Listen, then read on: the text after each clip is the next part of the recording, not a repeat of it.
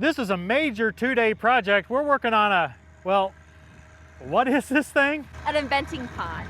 An eventing pond. Yeah. What's an eventing pond? Basically, there are eventers in the horse equestrian world, and so what they would do with this pond is actually do jumps through it. They would take their horses through and jump through it. So it's a very strategic pond. You have to be really safe with the horses going through water like that and jumping, and so I know we are definitely taking all of those safety precautions into consideration. Yeah, we're going to be making a pond. We're going to put water in it. The horses are going to go through it. Let's get started.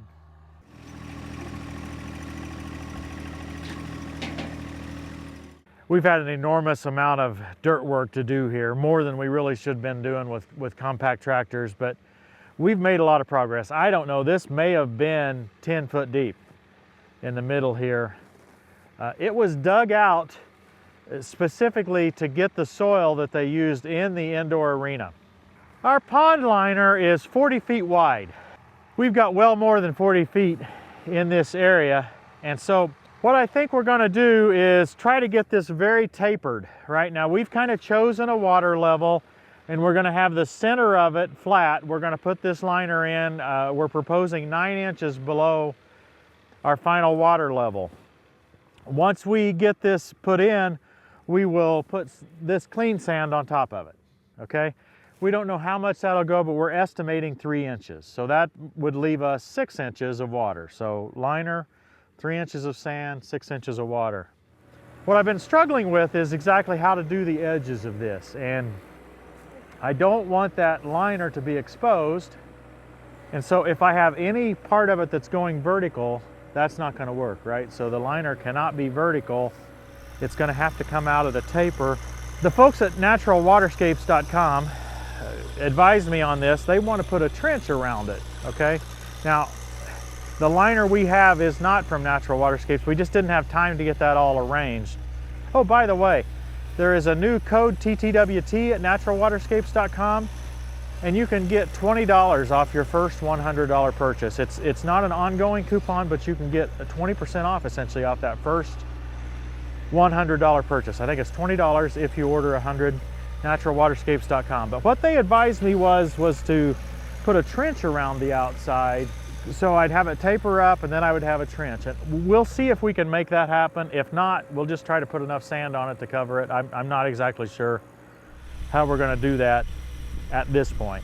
After all, this is not my expertise.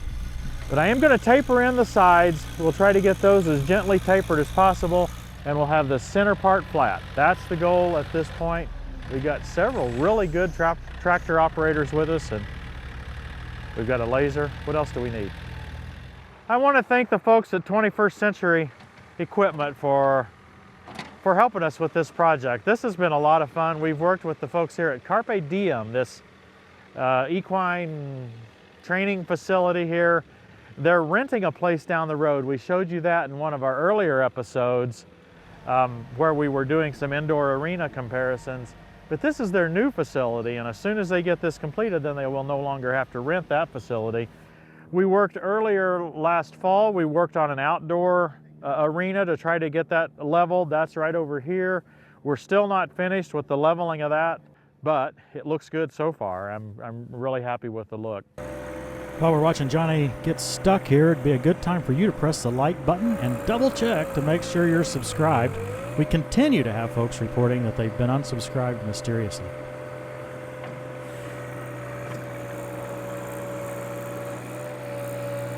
Come on, Johnny. Dig yourself out. Really sandy right here.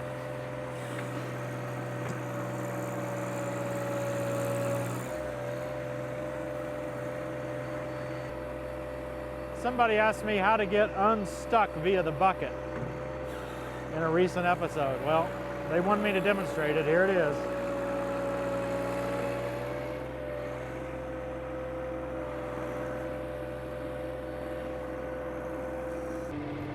Now I'm working in the 3046R here, cab tractor, and I'm working sideways on a slope. This is the most tipsy tractor in the Deere lineup. Let's hope I don't find out how tipsy. I really like the narrow stance for most all usages, but yeah, it can get a little hairy on some of these slopes.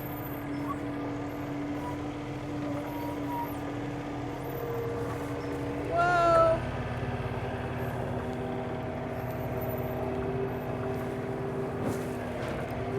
We've made all kinds of divots and ruts and stuff as we've pushed some of this in, and this MK Martin tool just turns out to be really good at leveling it all out. You can kind of see what I'm starting with here, but as you keep watching this video and I keep running around and around on this, it gets better quickly. Notice also that I'm going really slowly now, and later on you'll see that I'll be going a lot faster. The tool does a lot better job of leveling when it's going faster, but of course there's no way I can do that at this point. I mean, it's just entirely too rough.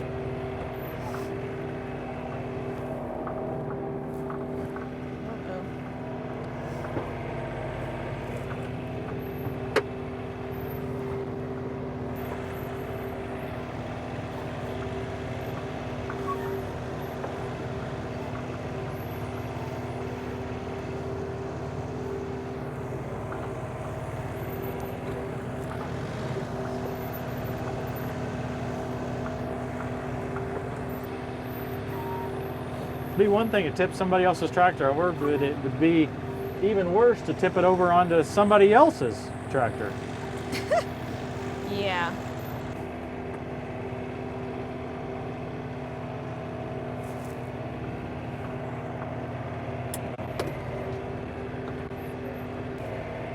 I think this might be the steepest part remaining right there. Why wasn't I in this 3046R all day yesterday? This is nice.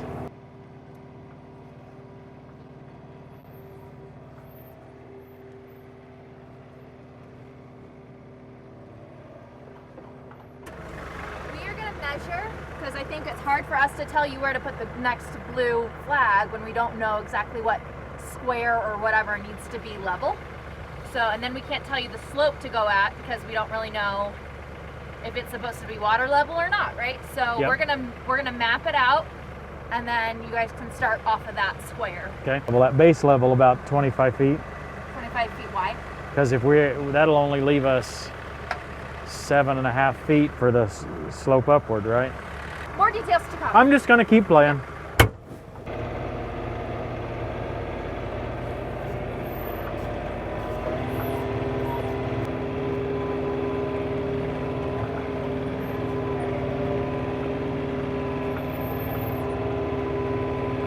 I'm on my second time over here. Look how much better it's gotten already.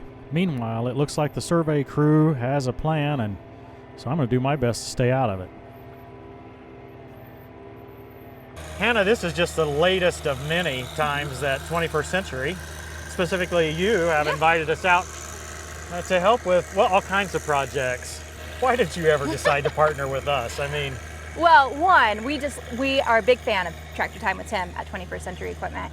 And then two, we know a lot of our customers are researching about compact tractors, and they're stumbling upon Tractor Time with Tim videos, right? And so you've got to correct them then from all that and get them back on the straight and narrow. no, I mean, it's very helpful because it's usually a tractor purchase that maybe some people are dreaming up their new whatever, their new property and their new pond, their new, Yeah. landscaping.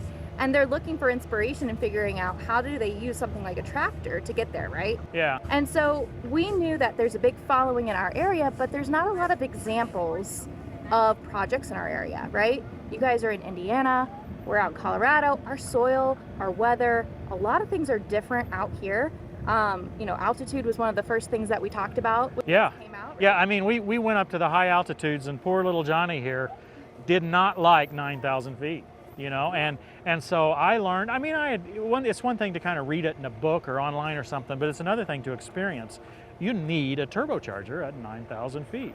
And so these guys were able to kind of teach me that, and hopefully we're able to bring some of this information to you, the viewer, as well. I mean, water is another one. Yeah. Water is an enemy in Indiana. We do everything we can to get rid of it. Yeah, and here we need more. We always are thinking about, you know, the water flow and things here, but really we don't have a ton of it here, right? And we have to pay for it a lot of times if you don't have water rights, right? Yeah. And so I think it's really important to, you know, make sure that our customers got information that was suitable to our area. So we wanted to invite you guys out, and hopefully we shared some more information about compact tractors in this area. But Tim, you've also helped us understand our consumers better, right? Yeah. I think your perspective is a consumer perspective, and then obviously the conversation that you're having online with your viewers is really impactful, right? And so we needed some of that perspective at the dealership. So we have definitely taken that into consideration as well with this partnership. Yeah, it's been a lot of fun. Now, by the time you see this, it's already going to be past, but we have shows. We have basically a gathering at one of your locations where we gather and come together with anybody that wants to come. It's kind of old days they used to call it like drive green or something, but basically it's a chance you get to come out and you can drive the tractors. We have real world, we have discs and tillers and box blades and all kinds of stuff, backhoes. People get to operate them for themselves. It's a kind of a special event. Rodeo, it's an equipment rodeo that we have out here, so it's kind of fun. They're packing, but Tim's fluffing. But that thing also gets out a lot of the unevenness, so. And then we also, you know, we do a training with our sales team. You guys have some pretty candid conversations about the experiences at John Deere dealerships, and we learn from that. We learn how to try to be better, right? We're never going to be perfect, but we can always strive to be better. Yeah, that's right. We do get a lot of feedback, some of it negative, but a lot of it positive too. But it is interesting to be able to share that, and I suppose it's a little bit of surprise to us that some of this information is not just old hat, already understood at the salesperson level. So yeah, that's been fun. That's one of our favorite parts. This is our second time at this location, right? Mm-hmm. Last year we came and worked a little bit on an outdoor arena right behind us here.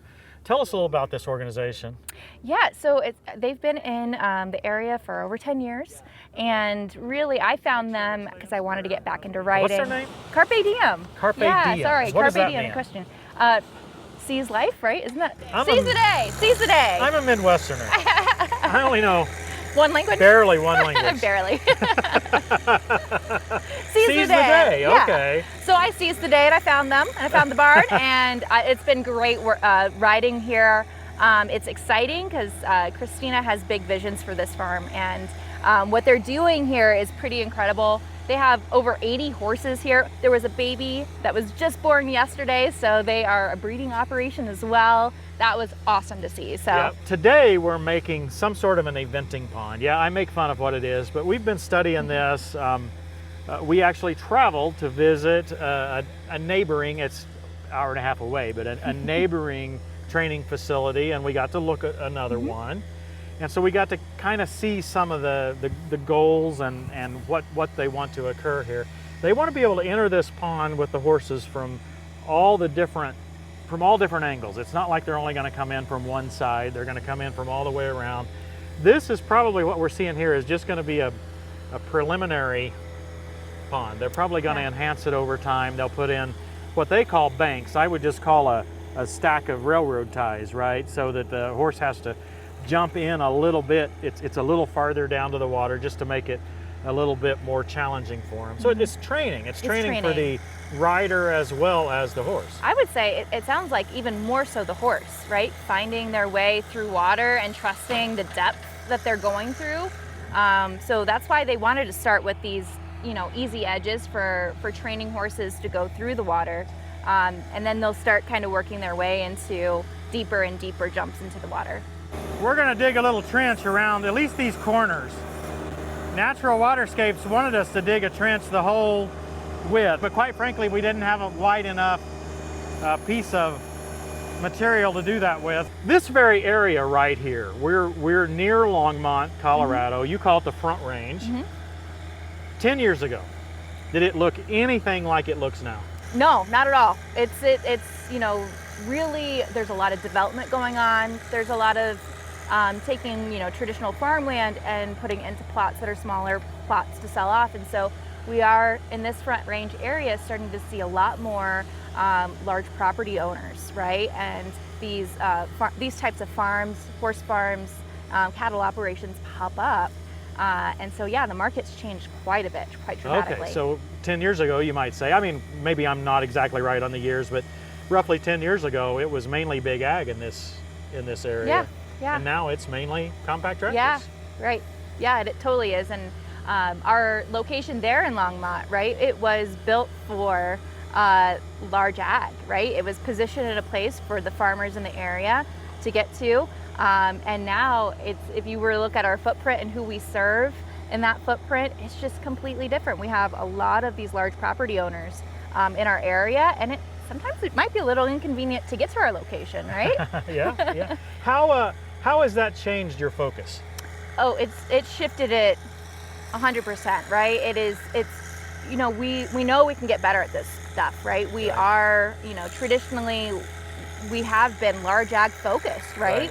But in these markets, we know, and we have been studying it for ever since our markets started to shift, right? Yeah. And so we knew we needed to get better at serving our customers in this space. And I would say if you were to look at how our dealership operates today compared to where it was 10 years ago, it's completely different.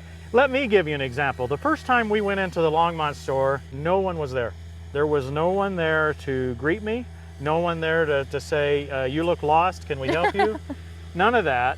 And Hannah's talked about asking our advice. The first thing I said was, look, we're intimidated when we go into a dealership because we're not knowledgeable on tractors. We're beginners, right? And so the very next time I came, there was a desk right at the front with someone pleasantly greeting me and saying, oh, do you want to talk to sales? Do you want to talk to parts? Where would you like to go? Can I help you?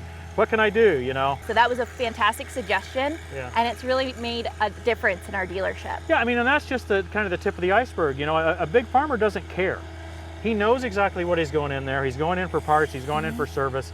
He's dealt with the dealership for, maybe his dad dealt with the dealership or his grandfather, He grew up in the dealership alongside it, right? Yeah, so it's totally different for that. But for the rural lifestyle individual, we're scared to go in there, and it's just neat to see that change and to see you guys change from kind of not understanding. And it was never intentional, right? It was never intentional for us to not think in that direction, because if you were to self-reflect on the dealership, you think, wow, we're super friendly, like we're here to help anyone, right? But we don't realize those small little things that impact that welcome or how you are perceiving, that service. So we appreciated the eye-opening. If you guys have ideas and experiences from your dealership, we'd love to hear them in the comments section below. 21st Century, we'd love to hear them. It's something we can all learn from.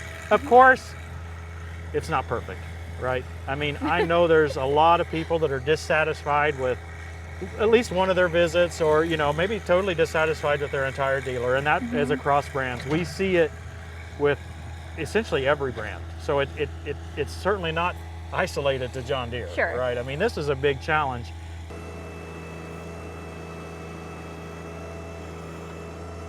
I missed my Hydros Plus fast hydraulic pump.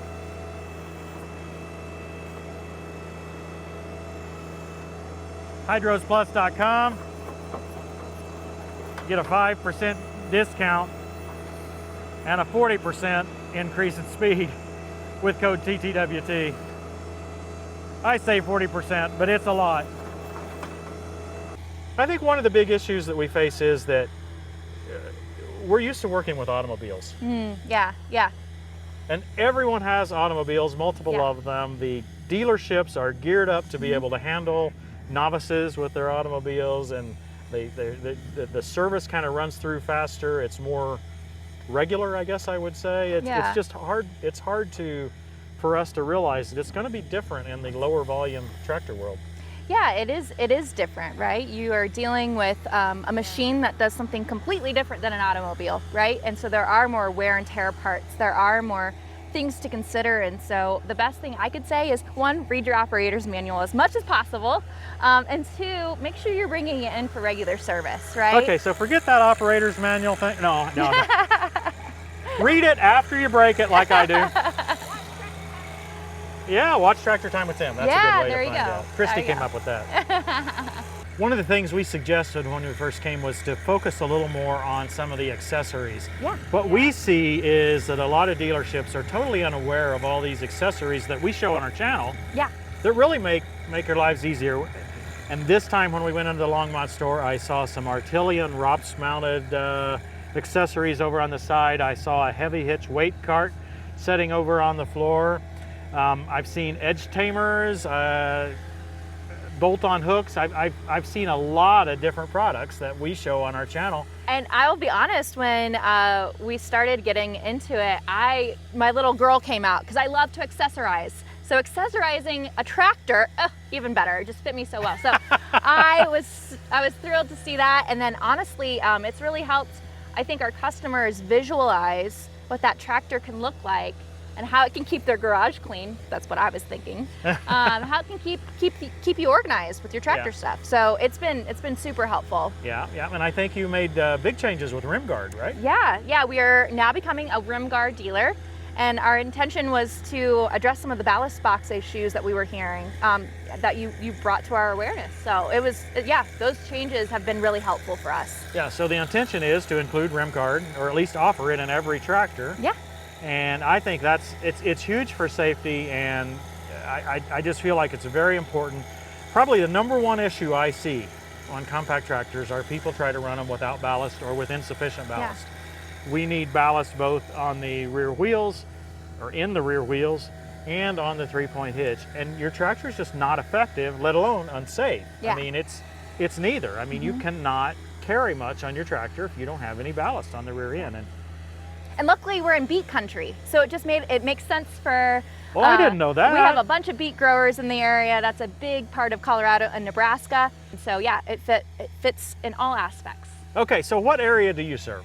So 21st Century serves western Nebraska and eastern Colorado. We do have a little corner of Wyoming as well. Cheyenne, isn't it? Yeah, Cheyenne, Torrington. Isn't that like it's the only town I know in Wyoming?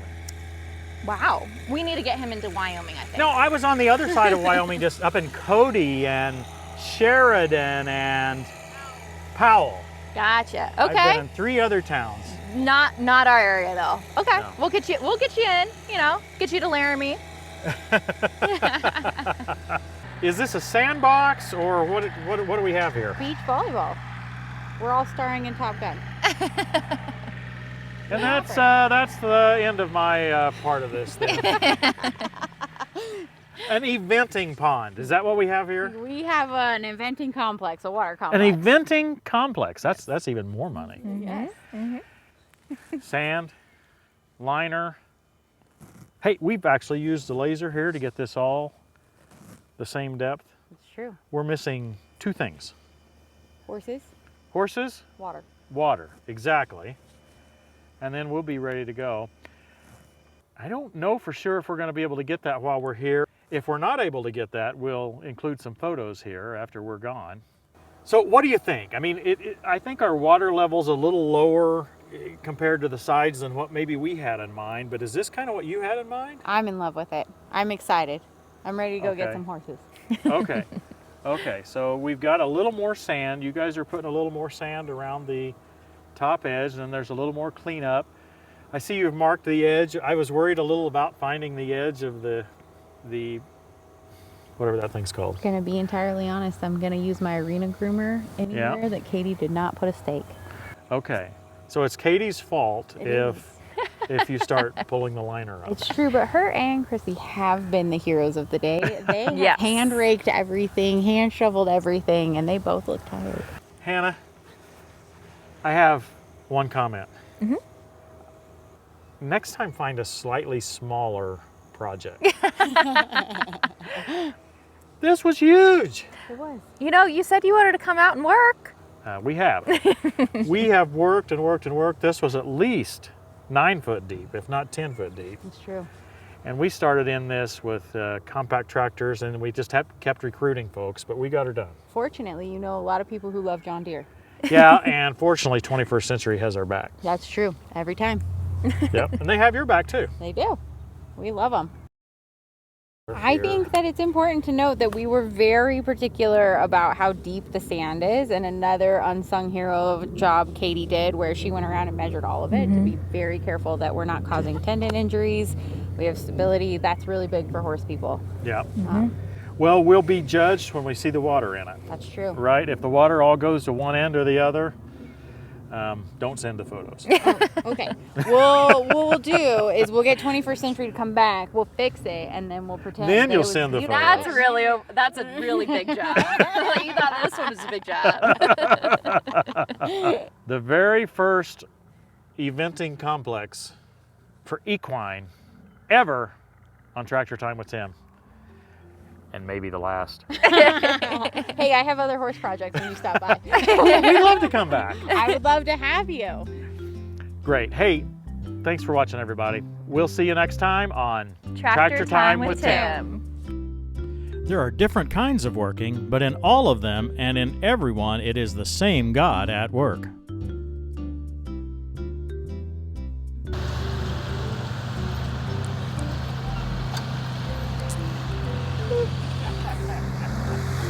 Thought I was going to get you.